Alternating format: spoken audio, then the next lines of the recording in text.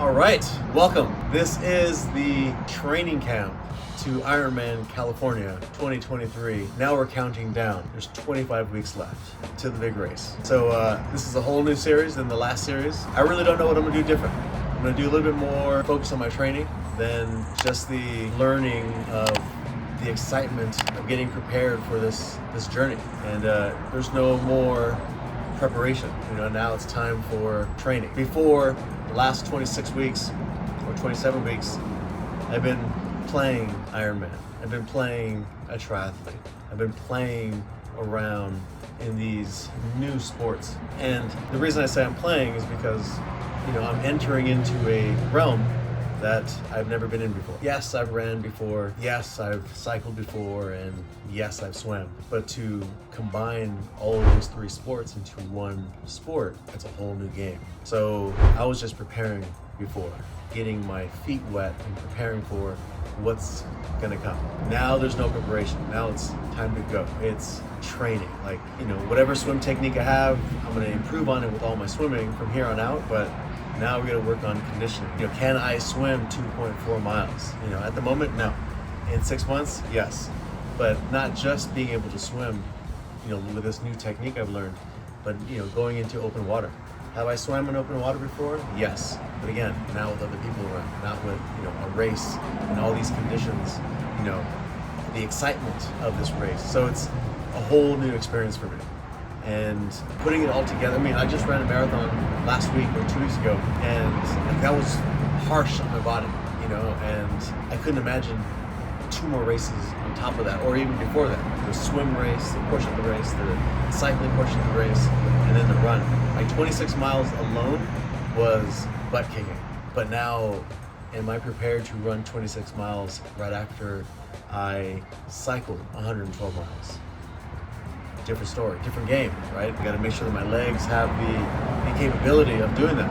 And then, am I prepared to cycle 112 miles after a 2.4 mile swim? You know what I mean? It's just a whole new game. Before, like I said, I was just playing, practicing here, practicing there, individually. Now with the training camp, now I gotta start combining the sports together in training. So in other words, in time, I'll be running and then cycling, or I'll do swimming and then cycling, or swimming and then running. So when I start combining these 2 exercises in a day, now I'm really, really preparing my body for this grueling race, which I'm very, very excited for. So welcome.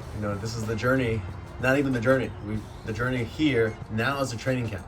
So welcome to the training camp. So I'll be counting down in the weeks. We got 25 weeks to the big day. So Monday, I was the start of the training camp, and I did 2,000 meters of swimming.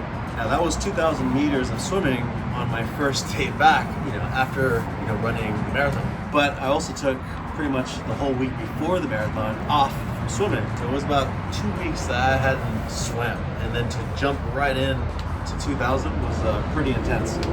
But my body felt good. I had a whole week's worth of rest where I didn't do anything. So coming back, my body just feels amazing. So that's the good news. The bad news is, now this is not part of the bad news.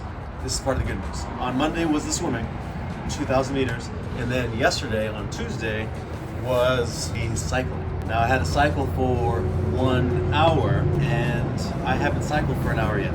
I've been cycling for 10 miles. So that was interesting. I decided to do the hour indoor. So I did it on the cycling bike that we have in our living room. And, I had to entertain myself. I didn't have to, but I wanted to. I was watching videos, but I can't be watching videos when I'm out on the streets. So it's kind of hard to want to implement entertainment while I'm training, because I'm not going to have the entertainment while I'm out in the race. And another thing that I don't do is I don't put earphones in when I run. I can't put earphones in when I run the Ironman, so there's no need for me to get used to entertaining myself while running with music if I'm not going to have that entertainment during the race. So I want to make sure that the conditions that I am going to be in, I want to mimic those conditions as much as possible. So no entertainment, because I can't have entertainment, so there's just no need. All the swimming that I do, no entertainment. I do have earphones that I can put in the water, but I don't use it because, again, I'm not going to have it during Ironman. When I do my cycling, yesterday I did have the entertainment, but when I go out in the streets, no entertainment, no earphones. So, you know, I have to have that balance of needing the entertainment, but can't depend on the entertainment as well because, again, I'm not going to have it. So that's, you know, kind of the way I'm thinking. So I just put on compression socks, and the compression socks work on circulation of the blood and also in the muscles as well. So I just experimented with these socks the last marathon, and I've had issues with my calf training for the marathon. I stopped running because of it, but when I put these on, no pain. So I used them again for the second marathon, no pain. So I figured, if it ain't broke, why fix it? So I'm going to continue to use the compression socks because they've been very good to me. So today being Wednesday, it's now the third day of training camp, and today's the running. So today's goal, they say it's 40 minutes of running. Not they, my trainer. I purchased the program, and that specific trainer designed the program for Ironman California. So it's a 40-minute run today. Not necessarily for distance, but it's for time and for zone. So I have to be in a certain zone, heart rate wise. So based on my training, it came up with certain zones of where my heart rates are, and the training of the 40 minutes, my goal is to stay within zone 1 recovery. So I don't remember the top of my head what zone 1 recovery was for me. I believe it was 120 to 130-ish, around there. So it's not about going for the speed. I just have to make sure that when I run, I stay within my zone. So if I start going into my second zone, then I'll slow down the pace. If I'm going too slow, then I'll increase the pace. So what I'm looking for is again, that zone of heart rate. So my training will be not necessarily for time, not necessarily for distance, but the zones. How can I train within a certain zone, or how long can I maintain that zone? So zone training versus anything else. So that's just kind of an update of my running goal. First video of the training camp countdown. I'm not looking forward to this run. I did go to Runner's Mind and pick up a new pair of shoes. The Hokas were done. After the blisters in my feet, wasn't gonna do it again. So I picked up the Mizuno Wave Rider 26.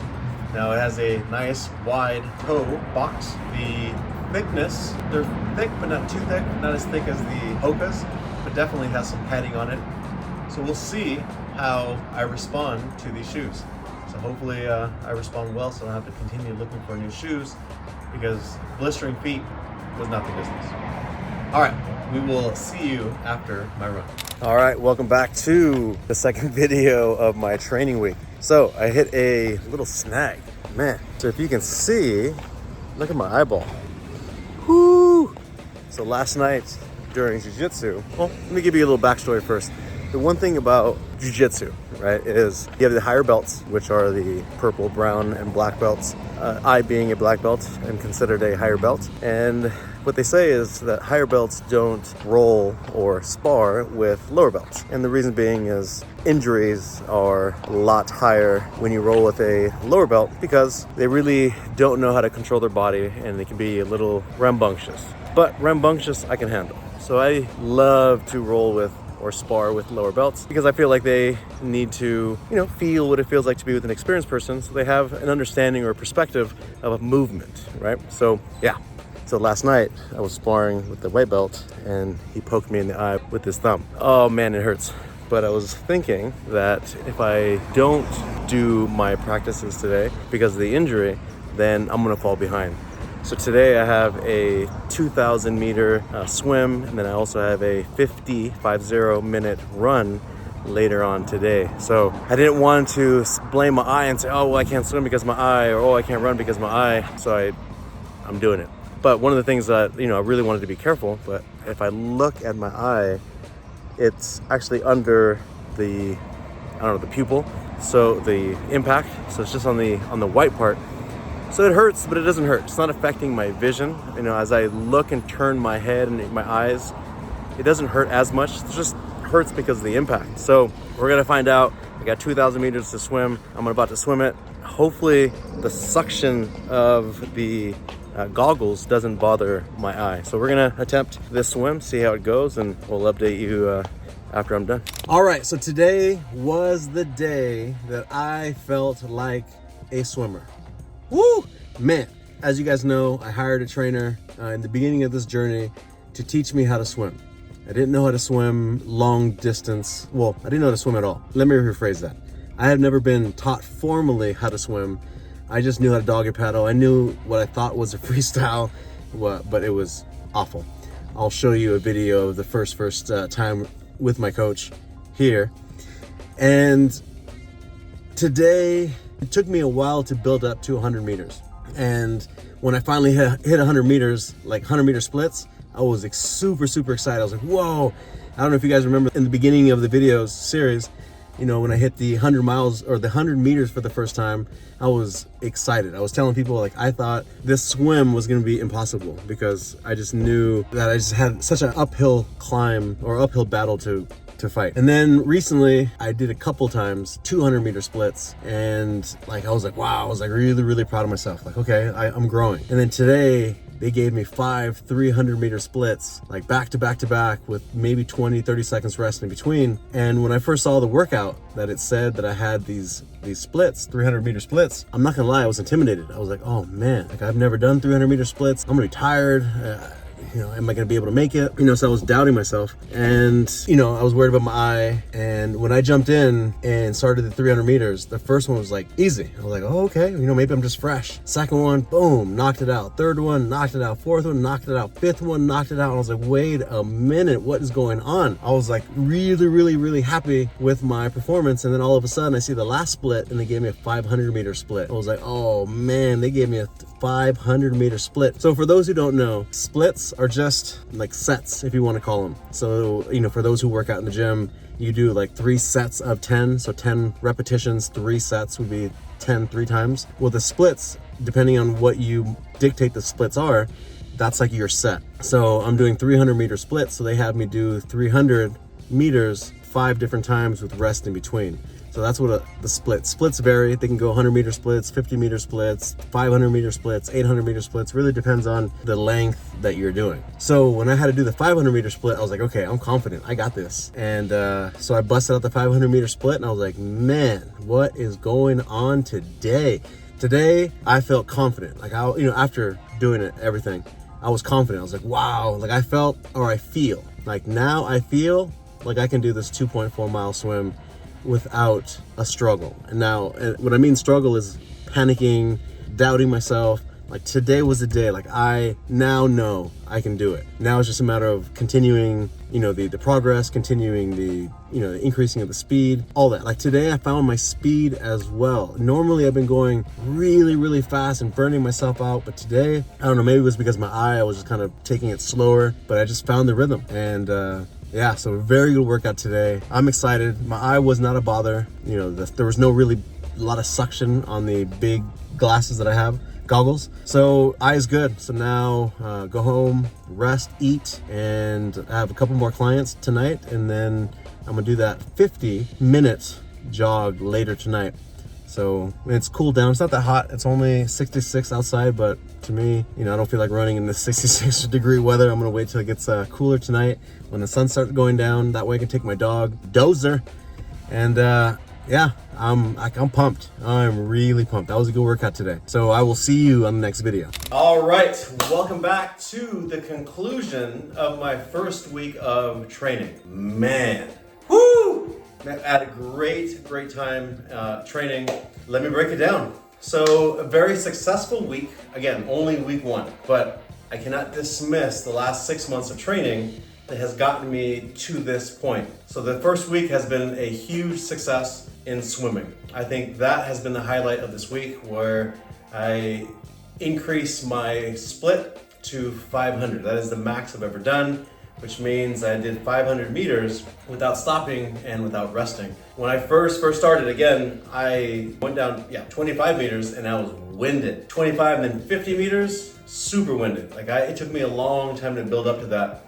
And again, then from 200 to 200 to 300 for the first time, and then now 500. It's been a very successful week again when it comes to swimming. So I really feel that my training has been paying off, and the confidence from the successful week is huge. Big self-esteem booster. I now have the faith, although only 500 meters, but it clicked.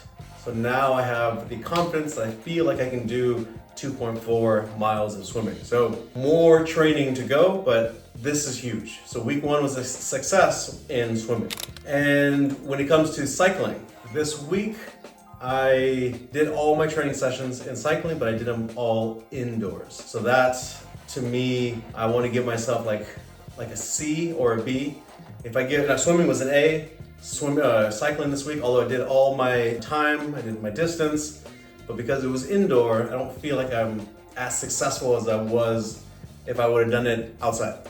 So C, B, C plus, B minus. So, because indoors you can't really feel, I mean, you can increase intensity, you can feel the intensity, but just, I don't know, it's different. But I did all the days. And last but not least, the running. If you guys haven't been following along yet, and this is your first video, let me share my feelings with you about running. Well, that's it. That's my feelings. Absolutely nothing. I can't stand running. I really don't like it. But I do know that it's extremely important to train for this Ironman. Now, one of my really, really good friends, she follows along and she texts me. She goes, because she's been following along, and one of the biggest problems I've been having with the run or running is my feet. I ran 2 marathons in the last 2 months, and my feet were the biggest complaint. So she texted me. She goes, "What do you think your feet are telling you?"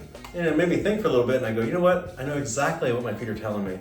My feet are telling me, do not take this Ironman lightly when it comes to the running. For the last 2 marathons, I took it extremely lightly. I completed it, but I wasn't at my tip-top shape because I just don't like running. I really don't like it. But I know that this is important, so I have been running. I ran 3 times this week. I believe Sunday night was 7 miles, which is the furthest that I've ran so far in this week of training. So I'm doing the work, but I know for a fact that my feet are telling me, do not take this lightly, because if you do, you're gonna pay. And if you pay, that might risk you not completing the race.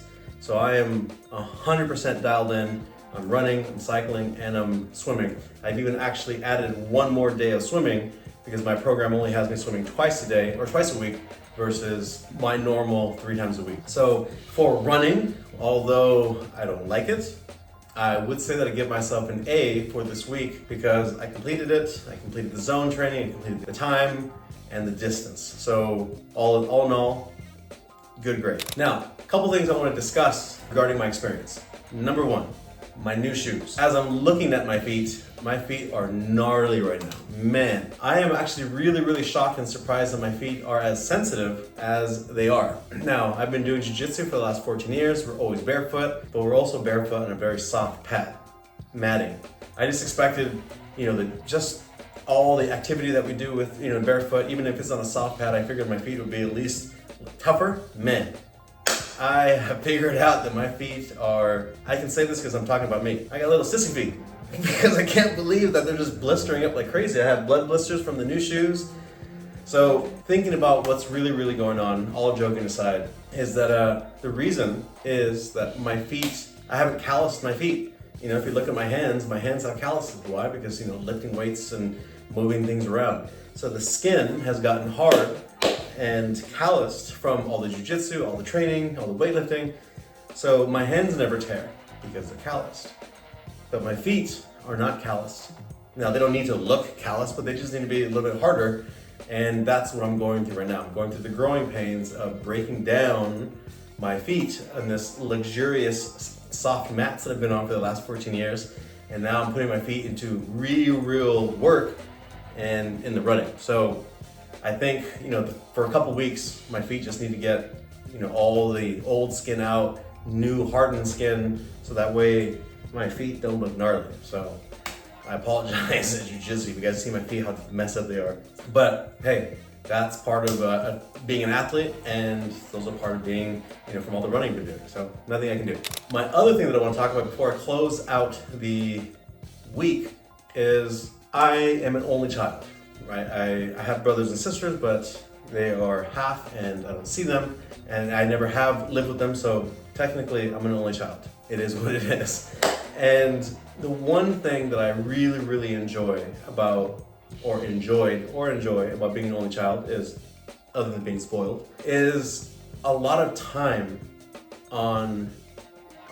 by myself. I'm also in the generation of being a latchkey kid. Now, for those who don't know what a latchkey kid is, those were kids who pretty much raised themselves because their parents were off to work and they were at work all day. In my case, we lived 33 miles east of LA, and my parents worked in LA, in downtown LA. So they would leave in the morning at 7 in the morning and they wouldn't come back until 7 in the evening. So all day, from school days to summer, I had no one really to observe me other than me. So there was a lot of time that I hung out with friends. There was also a lot of time that I played sports, but more importantly, there was a lot of time by myself. And the reason I bring that up is, it's one thing to run for a long time. If you run for a long time, there's a lot of talking going on, a lot of thinking going on in your head. And if you're not very comfortable with yourself, or just being by yourself, or just being with yourself, then long distance runs and long distance races, regardless of what they are, it's gonna be a challenge for you. And being an only child, always being by myself, knowing how to entertain myself and always how to just be comfortable just being in my own skin, it really helps with the run, the swim, and the biking, because there's a lot of time of just being with yourself. And I know a lot of people are very uncomfortable being with themselves, but I am a master at being by myself. I love being by myself. I can be by myself and not have any issues. So that's why when I train this long in each individual sports and all the training that's involved by yourself, I'm good. And I really am thankful for my parents not having any more children. They didn't know that was going to benefit Ironman 45 years later. So I want to say thank you, Mom. Thank you, Dad. I really appreciate it. All joking aside, to be by yourself is tough. So I hope you guys understand my experience, and hope you guys enjoyed my videos. And we will see you for countdown. 23 weeks left. 24 just passed. We got 23. We'll see you next week.